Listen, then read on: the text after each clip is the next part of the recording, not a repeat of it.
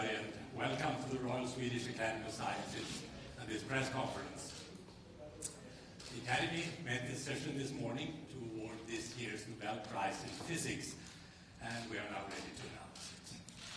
My name is Björn Hansen. I'm the Secretary General of the Academy, and with me on the podium today are two members of the Nobel Committee for Physics. On my right, Professor Mats Larsson, who is the chairman of the committee, and on my left, Professor Ulf Danielsson. And as usual, I will read the announcement, first in Swedish and then in English. I will also read the citation in German, French, and Russian. Mats will make some remarks about the Nobel Prize, and Ulf will introduce the science behind the prize. And after that, we hope to have one of our new Nobel Laureates with us on a phone line, and there will be opportunities for questions. Ready? This year's prize goes for contributions to our understanding of the evolution of the universe and Earth's place in the cosmos. Årets pris belönar bidrag till vår förståelse av universums utveckling och jordens plats i universum. Kungliga Vetenskapsakademin har idag beslutat att utdela 2019 års Nobelpris i fysik med ena hälften till James Peebles för teoretiska upptäckter inom fysikalisk kosmologi. Och med andra hälften gemensamt till Michel Mayor och Didier Queloz för upptäckten av en exoplanet i bana kring en solliknande stjärna. The Royal Swedish Academy of Sciences has today decided to award the 2019 Nobel Prize in Physics with one half to James Peebles for theoretical discoveries in physical cosmology, and the other half jointly to Michel Mayor and Didier Queloz for the discovery of an exoplanet orbiting a solar-type star. Zur einen Hälfte an James Peebles für theoretische Entdeckungen in der physikalischen Kosmologie und zur anderen Hälfte gemeinsam an Michel Mayor und Didier Queloz für die Entdeckung eines Exoplaneten im Umlauf um einen sonnenähnlichen Stern. Pour moitié à James Peebles pour des découvertes théoriques en cosmologie physique, et pour l'autre moitié conjointement à Michel Mayor et Didier Queloz pour la découverte d'une exoplanète en orbite autour d'une étoile de type solaire. Att James Peebles za teoretические открытия физической космологии и а Michel Mayor и Didier Queloz за открытие экзопланеты на орбите вокруг солнцеподобной звезды. And here you have some biographical data about our new Nobel laureates on the screen. James Peebles was born in 1935 in Canada, in the state of Manitoba. And he has had his career largely at Princeton University, where he is today the Albert Einstein Professor of Science. Michel Mayor was born in 1942 in Lausanne, in Switzerland. He is Emeritus Professor of Astronomy at the University of Geneva, Université de Genève in Switzerland. Didier Queloz, finally, was born in 1966 and is also from Switzerland. He's currently Professor of Astrophysics, both at the University of Geneva and at the Cavendish Laboratory of the University of Cambridge in the United Kingdom. And I would now like to ask Mats Larsson, Chairman of the Nobel Committee, to make some remarks about the Nobel Prize. Mats, please.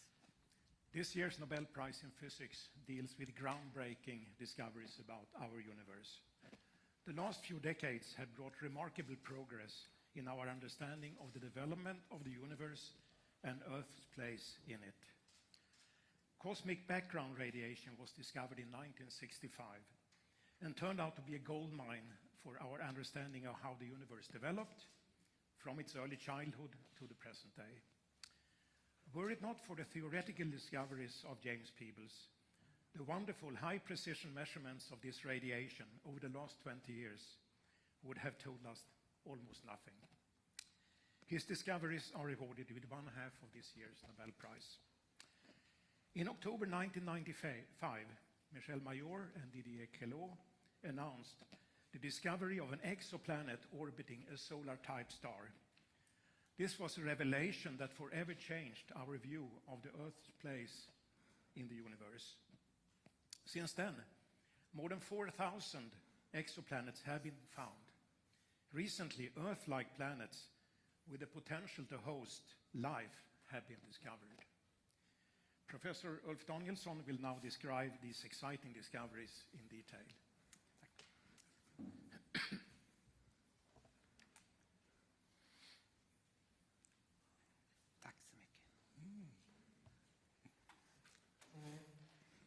James Peebles is awarded the Nobel Prize in Physics for discoveries in physical cosmology. The whole universe was in a hot, dense state. Then nearly 14 billion years ago, expansion started. We don't know what happened before then, but after a little less than 400,000 years of expansion, the universe had cooled down to a temperature of a few thousand degrees and become transparent to light. We can, using our astronomical instruments, look back to these ancient times and study the cosmic microwave background radiation. At that time, when light lost its grip on matter, galaxies started to form. But it's only 5% of the energy in our universe which is in the form of ordinary matter like stars and planets and living beings. 26% is in the form of the mysterious dark matter. 69% is the dark energy that forces the galaxies to move away from each other ever faster. We are living towards the end of the era of the galaxies. Over the next several billion of years of expansion, our universe will turn into a darker and lonelier place. One can compare our universe to a cup of coffee.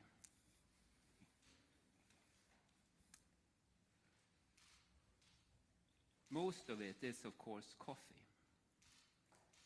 This is the dark energy. Then a fair amount of cream. This is the dark matter. And then just a tiny little bit of sugar. This is the ordinary matter. This is what science has been all about for thousands of years. Thank you. Up until now. This is the picture of our universe. Looking back almost 14 billion years in time, this is the cosmic microwave background radiation. Already, at the time of its discovery, in the mid-1960s, James Peebles realized the importance of cosmic radiation. Over the next 2 decades, he developed new theoretical tools and used them to uncover the dark components of our universe. Through his work and new ways to observe and measure our universe, cosmology evolved into a science of precision. Science of precision based on the mathematical foundation. Cosmology matured into physical cosmology. Michel Mayor and Didier Queloz focused on what is most important to us, the sugar in the cup. They awarded the Nobel Prize in Physics for the discovery of a planet in orbit around another sun. They studied an anonymous star, 50 light years away, visible to the naked eye under dark and clear skies. in the constellation of Pegasus, the flying horse. They couldn't see the planet directly, so they had to use other methods. When a planet is orbiting a star, the star wobbles back and forth. In the same way as the sound of an approaching train changes its pitch when the train moves towards us and then away,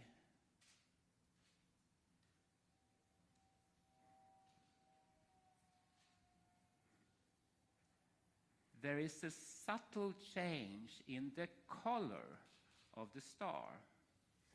As the star moves towards you, the light gets a little bit bluer.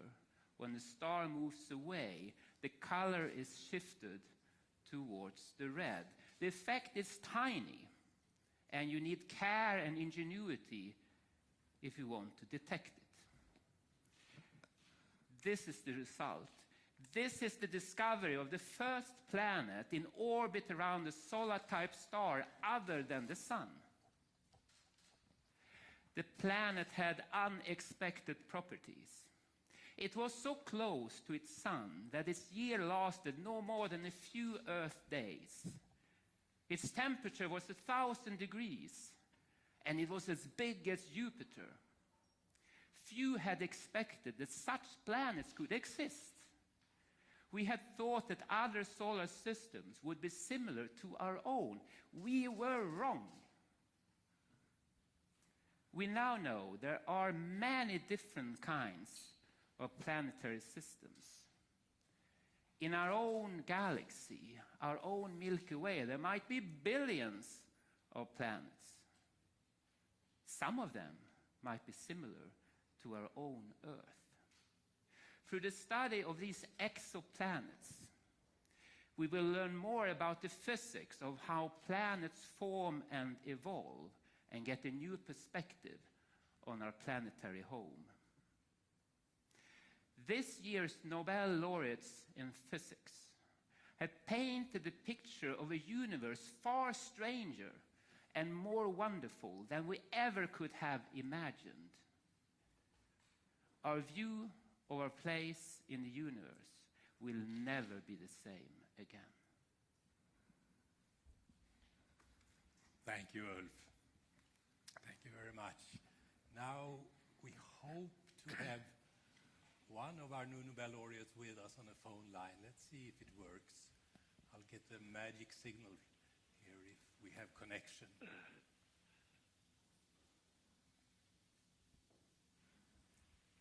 Yes, Dr. Peebles, are you there? Yes, I am here. Yes, hello. This is Göran Hansen again. I'm the guy who woke you up, I suppose, an hour ago or so to give you the good news. Yes, you did. Yeah, sorry about that. Well, it's all right. So we're having a press conference right now here at the Royal Academy of Sciences, and we have a large number of journalists here. I'm sure they would like you to ask you some questions. Are you ready for them? Willingly, yes. Who would like to start? Thomas von Heine. Good morning, sir. Congratulations. Good morning. This is Thank you. Swedish television, public service television. I'm curious because Professor Danielsson just showed us the image of the universe where only less than 5% is actually matter that we can detect. What's your take on the other 95%? What is dark matter and what is dark energy? Isn't it fascinating that we have a very clear evidence that our universe did expand from a hot, dense state? But yet, although the theory is very thoroughly tested, we still must admit that the dark matter and dark energy are mysterious. It means that although we've made great advances in understanding the nature of evolution of our universe, there are still many open questions. In particular, as you ask, what in the world is this dark matter and this, well, it's Einstein's cosmological constant. You know, it is so ironic that Einstein introduced the notion of what we now call dark matter, earlier called Einstein's cosmological constant. And you know, the name change was simply, didn't mean anything. We still don't know what it is. But ironic that Einstein saw a place for this cosmological constant or dark energy in his equations. He put it in, then decided it's ugly, took it out, and now we've put it back in. Indeed. More questions to Dr. Peebles? Please, lady over there. Hello, my name is Anneli Midner Arn. I'm from Swedish TV4, our private TV channel. 14 billion years, you look back that long upon our universe, and I think I have to ask you the most fundamental question. Do you think there are life on other planets? This, of course, is only a guess. And it is remarkable, ironic, that we could be very sure that there are many planets, and among them, surely some will be suitable for life of some sort. And surely, I think, on some of those planets, there will be something we may be willing to call life. Whether it would be at all like life on Earth, very difficult for me to know. Perhaps chemists will sort it out. Ironic that we have this vision of life on other planets, and we can be also very sure that we will never, ever see these other lives, these other planets. It shows the limitations, the great advances in science, the great power of science, and the great limitations. Thank you. Gentleman over there with the camera up on the platform. Here we go. Thank you very much. David Keaton from the Associated Press. Sir, first of all, congratulations. I would like to know how you felt this morning when you received the phone call from the Academy, and also this part of your prize is for theoretical discoveries. How does it feel sharing this prize for the more practical applications of this, and how do you feel about the sort of like this interaction between theoretical and practical discoveries?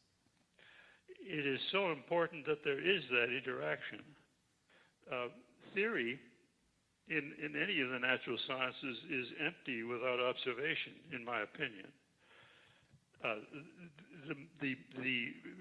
You recall that the establishment that our universe is evolving was in part a theoretical discovery, but that was meaningless without the evidence, the very firm evidence now that it really did expand from a hot, dense state. We depend on that interaction of theory and observation. And of course, in finding our way through the nature of our world, the discovery of planets was extraordinarily exciting. The discovery of a planet around a star like the sun is exciting. That will continue. Astronomy is not running out of food, and I can't imagine it ever will. So many stars nearby, so many to examine to see the sort of plants they contain, and of course so charming to me to think, because I've lived a long time in this field, that we had a pretty good theory of how planets form until the first extrasolar planet was discovered. That's a good illustration of the nature of science, isn't it? Thank you. Yes, the lady over there. You'll get a microphone in a second. Hey, James. Congratulations for getting this year's Nobel Prize in Physics. This is Nordic Chinese Times. And my question is, have you ever thought you could be awarded such a big prize in the world when you conduct your research? And also, if possible, can you share some advice to the young scientists nowadays for us to finding more discoveries in the universe or even in the medicine and everything. Thank you so much. Thank you. Of course, I had, when I started working in this subject, I can tell you the date, 1964, at the invitation of my mentor, Professor Robert Henry Dickey. I was very uneasy about going into this subject because the experimental observational basis was so modest. But I could think of one or two things to do in cosmology, and each of them suggested something else, and I just kept going. Never a plan of great discovery. When the observations started catching up with the theory, I was, at regular intervals, startled at the great power of advances in technology to test these ideas. So a thing of this sort, I think, very seldom can be at all conceived or planned. These things just happen. I do have advice to young people entering science. You should enter it for the love of the science. The awards and prizes and awards, well, they are charming, very, very much appreciated, but that's not part of your plans. You should enter science because you are fascinated by it. That's what I did. Very good advice indeed. Yes, question over there. My congratulations, James Peebles. My name is Joanna Rose. I am from Nobel Media. I wonder, what would you view as your greatest insight in cosmology? I've read that often winners of major prizes are a little uneasy about the nature of the statement of the award because they feel that it was slightly off. I have no such feelings. I've lived a very long time. You know, 1964, when I started working, is 55 years ago. Where did all that time go?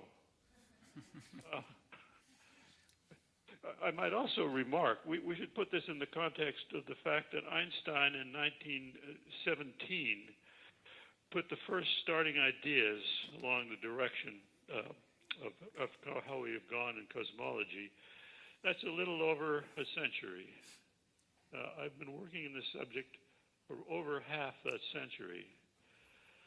Progress has been slow, steady at first, halting at first, increasingly speeded up. Which particular step did I take? I would be very hard-pressed to say. It's a life's work. Thank you. And well, may I add, Please. I was not working alone. The field, of course, was small until the 1980s, when people started to notice the power of what could be done. But always, from the beginning, I had colleagues. Particularly notable, and I think I ought to say it, is in the Soviet Union, there was a remarkable physicist, Jacob Zeldovich, who, after the Second World War, became interested in cosmology and made signal contributions and generated a group of others who made signal contributions. I was a postdoc, a graduate student and a postdoc, a colleague of Robert Henry Dickey here at Princeton. A similar story, he founded a group. That group is still in operation. We still call it the Gravity Research Group, or at least I do. These people were working along with me, and although I have an iconoclastic turn of mind, and so many ideas were put out. I put out lots of wrong ideas too, you know. The subject grew, and I grew with it. Thank you very much.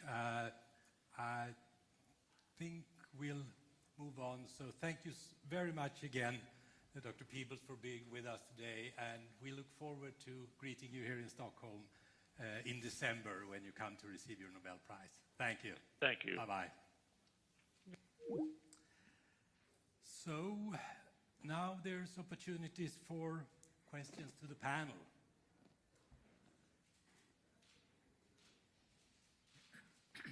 Everything was crystal clear. I also thought that Ostadius' presentation was exceptionally good. Okay. And Mats initiating remarks as well. Any questions to the panel? If not, I know that you're eager to make interviews now with experts, so I think we'll close the press conference, and thank you for your interest, and I hope to see you back tomorrow for the Nobel Prize in Chemistry. Thank you very much.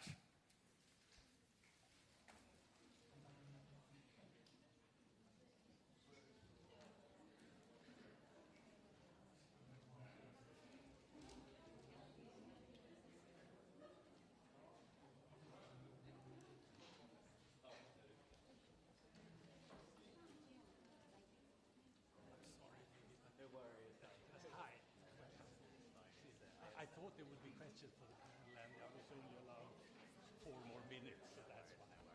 He was very kind answering the questions. Yeah, it's elaborated on.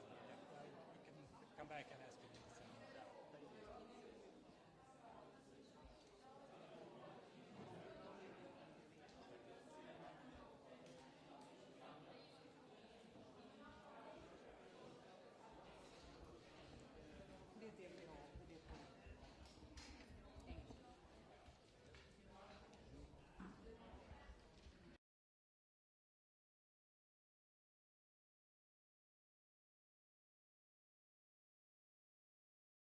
Thank you.